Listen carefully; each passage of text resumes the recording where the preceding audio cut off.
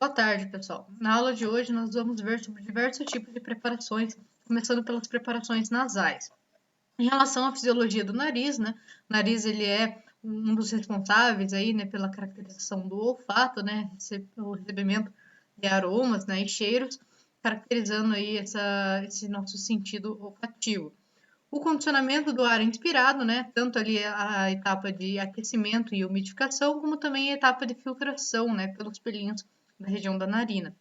E o nariz em si, ele tem uma área superficial com abundante vascularização, ou seja, passa bastante vaso sanguíneo nessa região, e isso é importante para a absorção de fármacos. Em relação ao clearance mucociliar, ele é uma defesa inespecífica, né, do nosso organismo contra partículas estranhas e patógenos. Então, algumas partículas elas já são retidas e eliminadas e alguns patógenos também. Só que, assim como essas partículas estranhas, né, o fármaco ele também pode ser retido ali por esse clearance mucociliar e ser eliminado. Então, isso dificulta a absorção de fármacos, tá? Então, esse clearance ele acaba sendo uma barreira, né, contra ali a absorção de fármacos. E aqui a gente tem, né, que quando os fármacos são administrados na cavidade nasal, principalmente os que não atravessam rapidamente a membrana celular, são rapidamente eliminados devido a esse mecanismo de defesa, diminuindo assim o seu tempo de residência na mucosa e, consequentemente, sua biodisponibilidade. Então, esse é um importante fator que acaba prejudicando ali a absorção dos fármacos. Quando esse fármaco, né, ele se deposita numa área posterior, ou seja, mais para trás da cavidade nasal, ele é rapidamente eliminado. O ideal é que ele seja depositado na parte anterior, ou seja, mais para frente da região da cavidade nasal, tá? Por isso que os sprays e atomizadores, eles são mais vantajosos, digamos assim, porque eles permitem a deposição do fármaco nessa parte anterior, mais para frente. Já as gotas nasais depositam o fármaco mais para trás, na parte posterior. Por isso que é muito comum, né, quando fazemos a administração de gotas nasais, assim que administra já sente o gosto do fármaco, né, o gosto do medicamento. Por quê? Porque esse fármaco, né, essa gota, ela caiu tão na parte posterior que acabou parte dela já sendo deglutida junto, né? Então isso dificulta ali a questão de absorção do fármaco, ele não vai ter uma absorção nasal. Por isso que os sprays e os atomizadores, eles são vantajosos em relação a isso. Vantagem da formulação nasal, né? Facilidade, simplicidade, comodidade de administração, né? Então, é simples de administrar, a pessoa consegue administrar sozinho, não tem grandes custos em relação a isso, não tem dor, não é invasivo, tem alta permeabilidade, uma absorção rápida por conta dessa vascularização e evita o metabolismo hepático de primeira passagem. Então, aqui a gente tem uma bela alternativa para via oral, né? Que no caso aqui, a nasal ela evita esse metabolismo hepático de primeira passagem. Tanto, né, para via oral como para via parenteral. No caso, a via parenteral, ela evita, né, degradação de fármaco, porém é mais trabalhosa, mais custosa, é difícil a pessoa se auto-aplicar. É ideal, né, para substâncias que sofrem intenso metabolismo hepático, né, então eu consigo contornar essa dificuldade apresentada por esses fármacos. Para substâncias que têm degradação no pH estomacal ou intestinal, porque eu vou evitar, né, o trato gastrointestinal, assim como para substâncias que têm degradação por essas enzimas do trato gastrointestinal. Então, é uma alternativa bastante viável aí quando eu trabalho com substâncias ou que degradem no pH ácido ou básico, né, em relação ao pH do trato gastrointestinal, ou mesmo por enzimas. A desvantagem é que é uma superfície pequena quando comparado ao trato gastrointestinal, porque a região de absorção intestinal, principalmente, é muito grande. Então, a região de absorção nasal, ela é bem pequena, né, bem menor em relação à intestinal. E o fármaco, ele tem um curto tempo de residência, ou seja, ele permanece pouco tempo na região da cavidade nasal, podendo, né, ser deglutido, ser expelido, sem ser absorvido. E o epitélio ciliar, né, ele faz essa parte de defesa, né, e proteção do organismo, principalmente a questão do clearance, né, que a gente já comentou, e esse presença desses pelinhos na cavidade nasal também dificultam, né, a absorção do fármaco por essa via.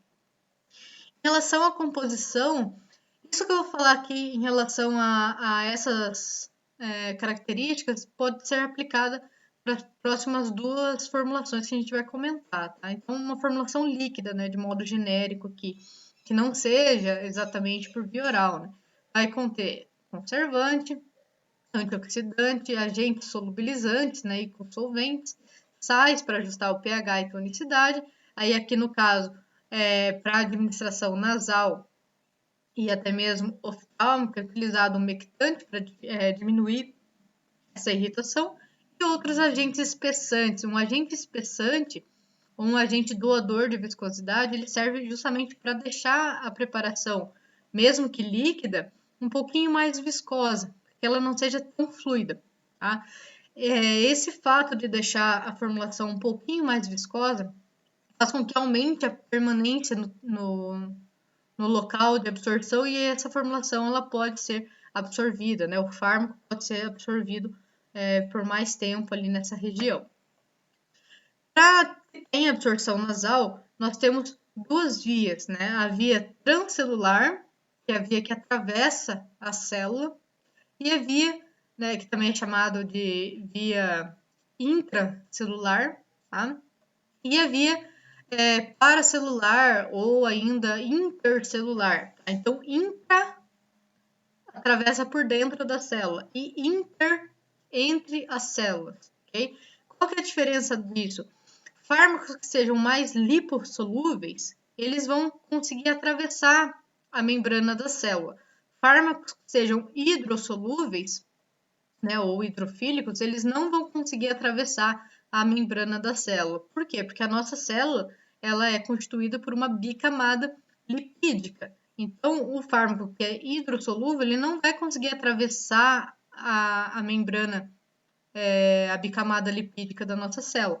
Já um fármaco que é lipofílico, ele vai conseguir atravessar. Então, nós temos esses dois tipos de absorção. Os dois vão evitar o metabolismo de primeira passagem. Só que, enquanto tem essa vantagem de evitar o metabolismo de primeira passagem, né, metabolismo hepático, por outro lado, nós temos presença de algumas enzimas que vão também auxiliar ali na metabolização desse fármaco. Tá? Então, coloquei aqui alguns exemplos, né? Stearases, aldeído desidrogenase, epoxidrosilase, então uma série de classes de enzimas que são responsáveis justamente por metabolizar esses fármacos, tá? Além, né, das enzimas lá do citocromo P450, que são amplamente conhecidas aí, tá? Em tudo quanto é bula, tem uma enzima do citocromo P450 que degrada o fármaco, né? Então, essa degradação enzimática ela é apontada como uma possível causa para absorção reduzida a nível nasal, principalmente aqui de peptídeo de proteína, né, como calcitonina e insulina. Então, eu comentei com vocês que sobre um trabalho que estava tentando desenvolver insulina por via nasal. O problema que eles estavam encontrando nesse trabalho é justamente que algumas enzimas vão degradar aqui a insulina. Então, como eu comentei também no dia do seminário, essa insulina ela não pode ser absorvida, né, administrada, né, por via oral, porque ela vai sofrer degradação. Tá? Por isso que ainda é utilizado como injetável. Eles estão estudando outras vias, mas aqui o exemplo, né, que eu citei de um estudo tentando trazer insulina de forma nasal, encontrou esse problema de degradação por outras enzimas, tá? Então acaba sendo ali uma desvantagem. Claro, se o meu fármaco, o fármaco que eu estou trabalhando, não sofre degradação por essas enzimas, ótimo, eu posso utilizar essa via como uma via alternativa. Alguns fatores, né, físico-químicos que vão afetar essa absorção de fármacos, né? Digamos assim, as características que o fármaco precisa ter para ser administrado e absorvido na cavidade nasal. O primeiro delas ali é o tamanho. Tá? Então, não consigo fazer administração de moléculas muito grandes na cavidade nasal. Então, o tamanho, né, a massa molecular ali tem que ser abaixo, né, de 100 Daltons, né, aproximadamente de 100 Daltons. O pH gira em torno de 5,5 a 6,5. Então, por exemplo, fármacos que não sejam estáveis nessa faixa de pH, eu não posso utilizar para administrar por essa via. Tá? Então, eu tenho que conhecer as propriedades do meu fármaco. Assim como o coeficiente de partição. Nós sabemos que para o fármaco ser absorvido, né, ele tem que primeiramente estar solúvel e para que ele tenha absorção, ele tem que conseguir penetrar na célula. Então, são características diferentes e aí eu preciso tanto da solubilidade do fármaco como do coeficiente de partição. O que é o coeficiente de partição? O fármaco ele não pode ser extremamente hidrossolúvel nem extremamente lipossolúvel, tá? Nem muito hidrofílico, nem muito lipofílico. Por quê? Se ele for muito hidrofílico, ele vai ser solúvel, mas ele não vai ser bem absorvido. E se ele for muito lipofílico, ele não vai solubilizar. Se ele não solubiliza, ele também não é absorvido, né? Só que a nossa barreira, né, nossa membrana é uma bicamada lipídica, então ele tem que ter uma característica ali que seja hidrossolúvel, mas ele não pode ser nada lipossolúvel, ele não pode ser extremamente hidrossolúvel, tá? Porque ele vai precisar penetrar nessas barreiras das nossas células para ser absorvido. Por isso a importância aqui da solubilidade, né, e do coeficiente de partição. Velocidade de dissolução do fármaco, né? Então, se é um fármaco que dissolve rapidamente e é absorvido rapidamente, essa cavidade nasal é uma via bastante promissora. Já quando eu tenho uma dissolução com uma velocidade menor, né, uma velocidade mais lenta, acaba sendo um pouco complicado, porque esse fármaco, né, como a gente já comentou, né, a formulação em si, ela não vai conseguir permanecer por muito tempo nessa cavidade nasal, né? E a questão aqui de osmolaridade e isotonicidade. Principalmente aqui a gente vê bastante isotonicidade, né, que é ajustar as concentrações ali, né, de osmolaridade e tonicidade para a concentração do meu meio. Né? Então, o exemplo mais característico ali de isotonicidade é o cloreto de sódio 0,9%. Por que 0,9%? Porque é a concentração exata em que ele se encontra isotônico em relação ao meio. Tá? E aqui a gente tem que as cadeias, né, de mucina, né, que são glicoproteínas, elas formam essas ligações intermoleculares com fármacos de elevado peso molecular. E isso evita que esse fármaco ele seja absorvido. Tá?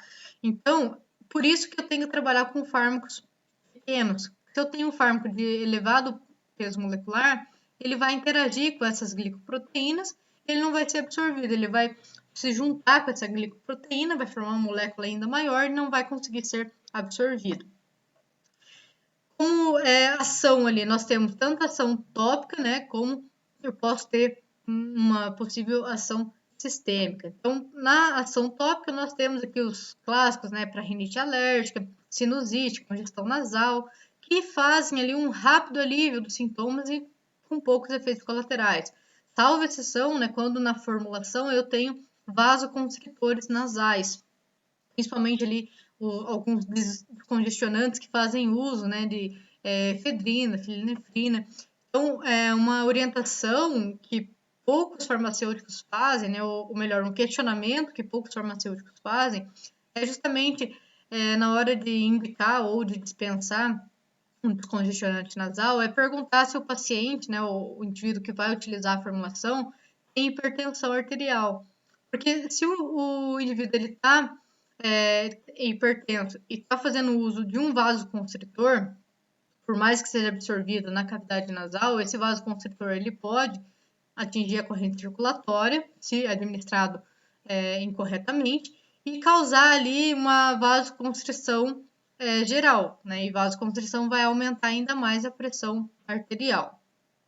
E também muito cuidado com o efeito rebote, né? Que é aquele efeito principalmente encontrado ali quando a gente usa esses vasoconstritores, que é no momento que eu faço a aplicação, descongestiona, né? Então eu sinto o alívio rápido.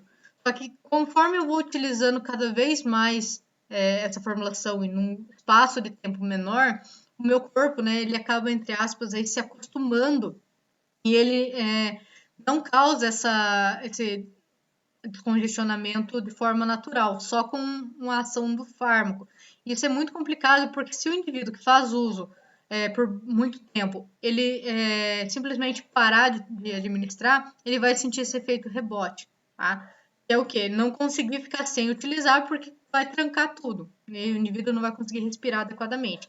O ideal é que, se estiver aplicando nas duas narinas, fazer retirada gradual, né? Então, ao invés de aplicar 2 vezes ao dia, passar a aplicar 1 vez ao dia, depois tira de uma narina, aplica só na outra, e assim vai fazendo a retirada aos poucos, tá? Não retirar tudo de uma vez, porque vai dar esse efeito rebote.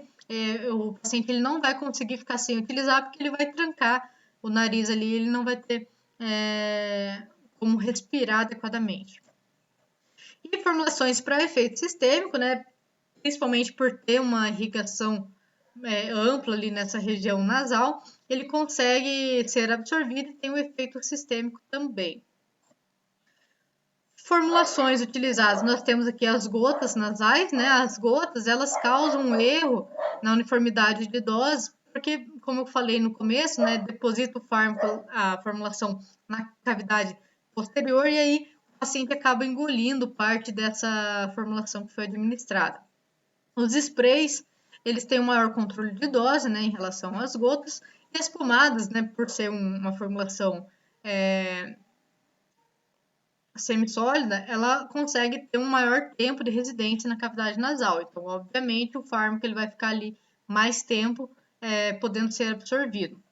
Só que os líquidos, né, eles são preferíveis em relação aos pós, por exemplo, porque vai causar menos irritação, né? Vai ser mais fácil, mais vantajoso para o paciente no momento da administração, né? Menos complicado em relação à irritação. Nós temos também os frascos atomizadores, né, que são frequentemente utilizados. Eles funcionam, né, mediante uma aspersão de um jato, né, então ele já vem um dispositivo onde eu aciono, né, eu aperto esse dispositivo e ele emite um jato com a formulação. Ele oferece uma melhor absorção do fármaco do que as gotas, né, porque ele disponibiliza o fármaco principalmente na cavidade anterior, né, na parte anterior da cavidade nasal. E o volume, né, a quantidade ali vai depender da técnica utilizada pelo paciente, né? Então, tem a forma correta de administrar essa formulação nos frascos atomizadores. Uma desvantagem seria esse orifício simples, né, que está sujeito à contaminação, principalmente, né, se o indivíduo ficar administrando várias vezes ali, introduzindo o bico, né, desse frasco na cavidade nasal. E o sistema de bomba dosadora, né, então já vem com dosagem específica, ou 25, ou 200, no caso aqui de 25 a 200 microlitros, né, que são volumes pré-determinados, onde cada vez que eu acionar essa bomba dosadora, ele vai liberar aquela quantidade exata de preparação. E isso é bastante interessante, porque eu não tenho erro de dosagem, né, nesse caso. E são produtos pressurizados, então eles permitem essa liberação das preparações com partículas sólidas também, tá? Só que essas partículas sólidas, elas têm que ser bem pequenininhas para não causar nenhuma irritação e ser de absorção rápida. Então aqui a aplicação, né, desse spray nasal, não exceder a dose, a frequência de administração e o tempo de tratamento, isso vale muito para o descongestionante nasal, né, que pode dar o efeito rebote, como a gente já comentou. Caso o paciente ele já se encontre nessa situação de efeito rebote, a orientação é que faça uma retirada gradual, como eu já comentei. Vai diminuindo a frequência de administração, depois diminui, né, vai intercalando entre uma narina e outra e reduzindo o número de dias ali até que ele consiga, né, respirar normalmente sem fazer o uso de um descongestionante nasal. As preparações otológicas, né, aplicadas ali na região do ouvido, nós temos tanto soluções, suspensões ou pomadas, né, que podem ser utilizadas. E essas preparações auriculares, né, elas são aplicadas no canal auricular. Então, a gente tem ali a imagem. Para qual finalidade? Pode ser por um tratamento de uma infecção, uma inflamação, né, gerando ali uma dor de ouvido, ou mesmo para remoção do cerume, né, remoção do excesso de cera que está sendo formado ali nessa cavidade. Tá? E lembrando, né, que o acúmulo excessivo, né, de cera, né, de cerume, vai causar coceira, dor e pode prejudicar a audição. Então, é bastante comum ver formulações aqui para remoção do cerume. Ainda a gente tem, né, para o tratamento de infecções, por exemplo, cloranfenicol, neomicina, polimixina B, nistatina, né, que são antibióticos bastante utilizados ali para preparações otológicas. Analgésico e anestésico, né, lidocaína e benzocaína, e anti-inflamatório, né, principalmente os corticoides, né, hidrocortisona e dexametasona, né, quando o indivíduo está com uma inflamação que está causando uma dor no ouvido. Os principais veículos utilizados, né, no caso de soluções, nós temos glicerina e propileno glicol, que são doadores de viscosidade, né, que aumentam a viscosidade da formulação e ajuda essa formulação a permanecer por mais tempo nesse canal auricular. E já nas pomadas, nós temos principalmente ali o uso de vaselina. As preparações oftálmicas, né? Primeiro aqui, falar um pouquinho da anatomia do olho, né? Então, o epitélio da córnea, ele é de natureza lipofílica, tá? Então, aqui nessa imagem, nós temos aqui o epitélio. Então, o epitélio é de natureza lipofílica. Já o estroma, que é essa parte aqui, ele tem natureza hidrofílica. Ou seja, para eu administrar um fármaco pela via oftálmica, para que ele consiga atravessar tanto o epitélio como o estroma, ele tem que ter, é importantíssimo que ele tenha um equilíbrio hidrofílico e lipofílico, ou seja, um coeficiente de partição adequado. Se o fármaco ele for muito lipofílico, ele vai conseguir atravessar o epitélio, mas ele vai chegar no estroma e ele não vai conseguir atravessar, porque o estroma ele é hidrofílico. E o contrário também, um fármaco muito hidrofílico não vai nem conseguir atravessar o epitélio, porque o epitélio é muito lipofílico, tá? Então isso é uma grande dificuldade dessa via de administração. O fármaco ele tem que ter um coeficiente de partição ideal para que ele seja tanto para que ele tenha tanta penetração pelo epitélio como aqui na região do estroma também, tá? O filme lacrimal ele possui ali mais ou menos 7 microlitros, né? E o pH varia de 7,1 a 7,8. Então, como eu comentei, né, a barreira que limita a penetração ocular de fármacos altamente hidrofílicos é o epitélio da córnea. Por quê? Porque o epitélio da córnea ele é lipofílico. Já o que vai barrar a penetração de fármaco lipofílico é o estroma, que é hidrofílico. Então, por isso a importância do coeficiente de partição, né, o log-P, desses fármacos. E aqui o fármaco ele também pode atravessar tanto por mecanismo transcelular, que é aquele que atravessa por dentro da célula, ou intracelular, né, ou ainda o mecanismo intercelular, que é aquele que vai contornando as células, passa entre uma célula e outra. Em relação à absorção, né, desses fármacos, eu vou depender bastante, né, das propriedades físico-químicas do meu princípio ativo, como eu falei, principalmente questão de solubilidade e aqui o caráter lipofílico, né, ou coeficiente de partição.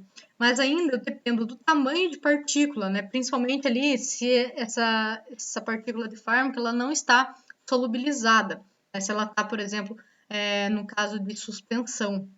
Nesse caso, o tamanho de partícula ele também vai ser muito importante. Carga e grau de ionização, né?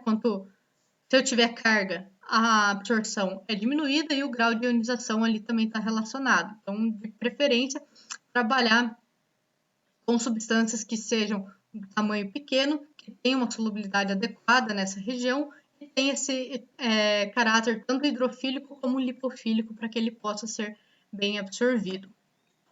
Vantagem é que é de fácil administração, fácil preparação e ação local ou sistêmica, né? Eu posso ter os dois tipos na mesma via. Com desvantagem, né? Assim como na cavidade nasal, na região ocular eu tenho diversas enzimas que fazem degradação de alguns fármacos, né? Afetando ali a atividade biológica, né? Então é muito importante eu conhecer qual o tipo de fármaco que eu estou trabalhando e pesquisar se esse fármaco ele sofre degradação dessas enzimas, tá? É o primeiro passo, além da questão aqui do coeficiente de partição que a gente já comentou. Ainda como desvantagem, eu tenho uma rápida eliminação do fármaco na superfície da córnea, principalmente ao piscar, né? Então a gente sabe, todo mundo que já administrou um colírio, mesmo que seja um colírio só, uma lágrima artificial, né, só para umidificar.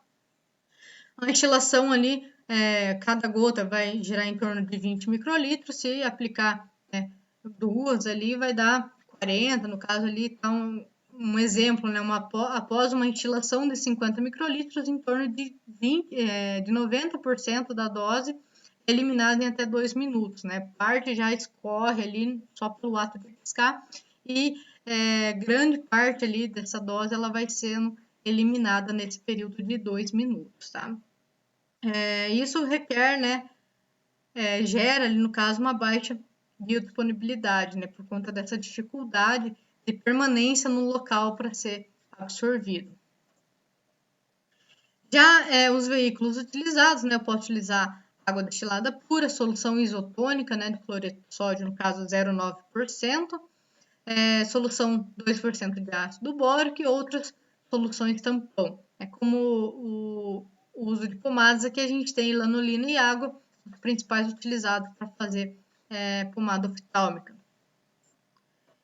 Aqui a questão da viscosidade, que eu já comentei lá nas formulações nasais, né? Um agente doador de viscosidade, ele vai aumentar a viscosidade da formulação e fazer com que essa formulação permaneça por mais tempo no local. Por isso que quando eu trabalho com uma pomada ou um gel, que é um semissólido, muito mais viscoso do que uma formulação líquida, eu tenho maior tempo de retenção do fármaco no local e maior penetração desse fármaco no local também. Só que, por outro lado, acaba sendo mais cômodo, né, o paciente utilizar uma pomada oftálmica do que um colírio, né, do que uma solução oftálmica. E a formulação ela é estéril, né, isso aqui é bastante importante frisar, porque é uma preparação que foi esterilizada antes e por isso tem um prazo de validade curto, conforme após o paciente abrir o frasco. Tá? Abriu o frasco, entrou em contato com o ambiente externo, já esse prazo de validade ele começa a correr ali, dependendo da formulação, 7 dias, outras 15 dias, por conta que já começa a ter essa contaminação e não é adequado, por exemplo, utilizar um colírio, que eu estou com algum sintoma, utilizei um colírio, guardei, mesmo que tenha guardado na geladeira, aí 6, 8 meses depois me deu o mesmo sintoma, eu vou pegar esse mesmo colírio que já foi aberto há muito tempo, então é muito perigoso isso. Em relação ao tamponamento, né, é para ajustar o pH e manter esse pH na faixa ideal dos nossos olhos, né, para que não tenha nenhum desconforto de instilar ali uma formulação com pH mais alto ou mais baixo do que o habitual dessa região ocular. E tem que ser um valor que permita, né, a maior atividade do fármaco e a estabilidade da formulação. Então, eu tenho que ajustar, tenho que ver qual o pH que a minha formulação é mais estável, que o meu fármaco está em maior atividade, e daí eu faço o tamponamento nessas condições. Para esterilização e conservação, né, para deixar essa formulação estéril, eu posso utilizar o método de autoclave, né, deixar 121 graus Celsius por 15 minutos. Caso a minha preparação seja sensível à temperatura, eu tenho que utilizar outros meios. Um deles é a filtração por membrana filtrante. Então, uma membrana pequenininha, onde ao filtrar, além de reter partículas que não estão solubilizadas, eu consigo esterilizar essa minha formulação. Tá? Ideal aqui para formulações que sofrem, né, degradação térmica. Tá? Conservantes utilizados ali, cloreto de benzalcônio, né, que já não está sendo tão utilizado, clorobutanol, né, timesoral, acho que também não está mais sendo utilizado, cloreto de benzalcônio tá. Algumas classes terapêuticas, né, nós temos anestésicos, antimicrobianos, anti-inflamatórios, adstringentes, beta-bloqueadores, mióticos, né, e agente para glaucoma, midriáticos, né, para realização de exames, lágrimas artificiais e vasoconstritores. Então, uma série de classes terapêuticas ali utilizadas pela via oftálmica. Em relação agora aos supositórios, né, já sai um pouco aí das formulações líquidas, né, principalmente formulação líquida que a gente estava comentando. Aí falta falar ali de supositórios e óvulos, né, que são aulas separadas, mas eu resolvi colocar junto aqui na mesma gravação, tá? Supositórios são formas sólidas, né, destinadas à inserção na cavidade retal. Tá? Então, tanto ali o supositório, né, que é por via retal, como os óvulos, que são por via vaginal. E lembrando que são formulações tanto para ação local como para ação sistêmica. Tá? Embora não seja tão utilizado, são excelentes vias para administração de fármacos cuja ação seria ali o efeito sistêmico. Nós temos o plexo hemorroidal, né, construído ali pelas veias hemorroidais inferiores, superiores e os vasos linfáticos, que oferece ali uma ampla irrigação nessa cavidade retal. Nós temos que a temperatura gira em torno de 36 a 38 graus, né? Daí aqui a importância dessa temperatura, porque na hora de escolher a minha formulação, eu tenho que utilizar uma base, né, para o supositório, uma base que seja derreta, né, que sofra a fusão nessa temperatura, tá? Para a hora que seja inserido o supositório, que esse supositório ele se desmanche. Tá? Não adianta eu utilizar uma formulação, né, uma base que não sofra fusão nessa temperatura aqui, ok? Aqui essas veias hemorroidais, nós temos as veias hemorroidais superiores, as médias e as inferiores, tá? Qual que é a principal diferença para a gente aqui em relação à administração desses fármacos? Se a formulação ela for, aqui está o reto, se essa formulação ela for administrada até aqui, né, ou no máximo até aqui atingir essas veias hemorroidais médias, o que acontece? Essas veias elas vão drenar diretamente, né, o fármaco, a formulação, para o interior da veia cava. E então o sangue segue para o coração e para a circulação sistêmica, tá? E vai distribuir ali em todo o canal anal também. Mas a questão é que o fármaco que for administrado nessa região, ele vai ser absorvido e vai cair diretamente na corrente circulatória, ok? Se essa formulação ela for administrada mais profundamente, atingindo aqui as veias hemorroidais superiores, tem diferença, tá? Porque elas vão ligam-se aqui à veia porta hepática. Então, vai levar o fármaco diretamente para onde? Para o fígado. Lá no fígado, o que acontece? Metabolismo hepático de primeira passagem. Então, aqui é bem complicado, porque eu tenho uma ação local, né? Fármacos que sejam administrados na via retal. Eu tenho ali essa ação local, mas eu tenho também a possibilidade da ação sistêmica. Só que essa ação sistêmica, né, nas duas situações eu tenho ação sistêmica, ok? As duas vão cair na corrente circulatória. A diferença é que se atingir as veias hemorroidais superiores, vai passar pelo fígado e vai ter o metabolismo hepático de primeira passagem, né? Ou seja, vai degradar parte desse fármaco antes dele ser amplamente distribuído ali por todo o nosso corpo. Então, isso é bastante importante para indicar ali a forma de administração do supositório para o paciente. Como vantagem, é bastante útil para fármacos que degradam, né, no trato gastrointestinal, seja por pH ou por ação enzimática, para fármacos que causam irritação gástrica, náusea ou enjoo, né, porque aí dificulta a administração por via oral, né, a via retal acaba sendo vantajosa, e os fármacos aqui que não sofrem metabolismo hepático de primeira passagem, né, porque se administrado corretamente, né, atingindo essas até a veia hemorroidal média, tá? E permite a administração em pacientes inconscientes, pacientes com dificuldade de deglutição ou pacientes com vômito. Então, é uma via, ainda que pouco explorada, é uma via que oferece várias vantagens, tá? E possibilidade aí de atingir o efeito sistêmico, evitando-se o efeito de primeira passagem.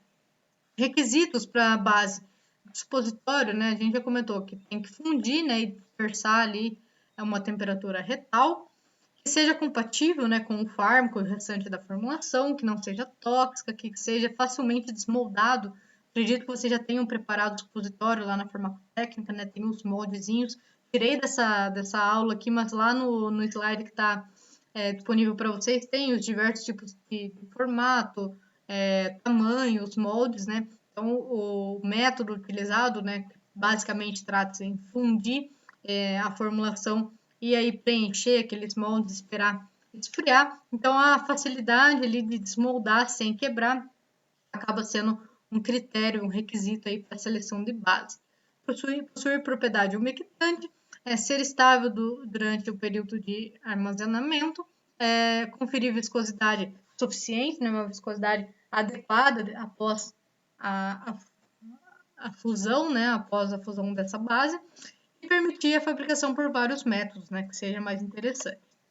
Aqui a gente tem alguns exemplos de bases para supositórios. Por exemplo, ali, bases lipofílicas, manteiga de cacau, né, bastante utilizada. Bases hidrofílicas, né, glicerina ou polietileno glicol são bastante utilizadas também. E as bases hidrodispersíveis, né, que daí já entra a parte aqui de ésteres graxos, né, como sorbitano ou polioxetileno. O que é importante em relação a essas bases? Pensem comigo, se o fármaco e a base eles têm muita interação, tá? Então o que vai acontecer? A hora que o supositório derreter, né, você fundir na cavidade retal, o fármaco ele tem tanta interação com a base que ele vai, entre aspas, né, preferir ficar ali junto com aquela base derretida, com aquela base fundida, ao invés de dispersar para a cavidade retal e ser absorvido. Então, para fazer a escolha de bases, eu não posso escolher a base que tem mais afinidade com o meu fármaco. Eu tenho que escolher uma base, claro, que seja compatível, mas que quando derreter, que o fármaco não tenha tanta afinidade por essa base, que o fármaco prefira ir em direção a ser absorvido pelas membranas ali da nossa cavidade, não que fique junto ali com aquela base. Senão, o que pode acontecer? Um exemplo que eu vou dar de exercício para vocês lá. É uma liberação de fármaco com uma base, né, via supositório. E aí, o que acontece? O fármaco, ele tá ali, só que daí ele acaba não sendo absorvido. Por que ele não foi absorvido? Porque ele preferiu ficar ali junto com aquela base. Tá? Então, a base, ela tem que ter uma certa interação ali com o fármaco, uma certa compatibilidade, mas não pode ter grande afinidade, ok? Essa base ela tem que ser capaz de liberar o fármaco saia dessa base para ser absorvido. Se a base tem muita afinidade, o que acontece? O fármaco ele vai ficar ali no meio daquela base e não vai ser absorvido, tá? Em relação à ação local e ação sistêmica, né, após inserido, né, a base do supositório vai se fundir e liberar o ativo. E o fármaco ele pode ficar retido ali e ter uma ação local, ou ele pode ser absorvido e ter o efeito sistêmico. E em relação às membranas, né, tanto do reto como da vagina, eles permitem a absorção de muitos fármacos, porque é uma região que é amplamente vascularizada, tá? Embora seja pouco explorada. As diversas classes terapêuticas, né, que nós temos como supositórios, e no caso aqui, né, como óvulos, tá? Então, antihemorroidais, relaxantes, que é mais para efeito local, né? E os ginecológicos e contraceptivos ali como opção de óvulos. Já como efeito sistêmico, nós temos analgésico, antirreumático, antispasmódico, antiasmático, antiemético e outros, tá? Outros, porque assim, o farmacêutico ele pode trabalhar com isso, principalmente numa farmácia de manipulação. O supositório não é difícil de fazer, não é caro, e às vezes para uma pessoa que está acamada ou para um idoso que já não consegue fazer a deglutição, ou mesmo uma criança muito pequena que não consegue deglutir. Então, acaba sendo uma vantagem mais cômoda para esses pacientes que não têm a total capacidade de deglutição, ou que esteja em coma, né, que esteja inconsciente, ou, como já explicado ali, com muito vômito. Então, eu consigo trabalhar, não vou dizer com todos, mas com a grande maioria dos fármacos por via retal, por essa administração retal. Basta o farmacêutico conhecer as propriedades desses fármacos, estudar ali qual o melhor tipo de base, lembrando, não é o tipo que vai ter maior interação com o fármaco, ele tem que ser compatível, mas ele tem que ser capaz de liberar o fármaco para ser absorvido. E o farmacêutico ele consegue trabalhar com essas formulações, né, com diversos tipos de classes terapêuticas. Alguns fatores que afetam a absorção de fármacos por via retal, nós temos aqui os fatores fisiológicos, né, como conteúdo colônico, né, uma questão, um quadro ali onde o indivíduo tem uma diarreia, por exemplo, vai ser pouco absorvido, né, o fármaco administrado pela via retal, justamente pela frequência de evacuações. Ou ainda quando já tem um quadro de desidratação do tecido, né? Quadros de diarreia levam à desidratação, então também eu tenho diminuição da absorção retal. Quando se deseja, né, um efeito sistêmico, uma maior absorção retal pode ser esperada quando o reto estiver vazio.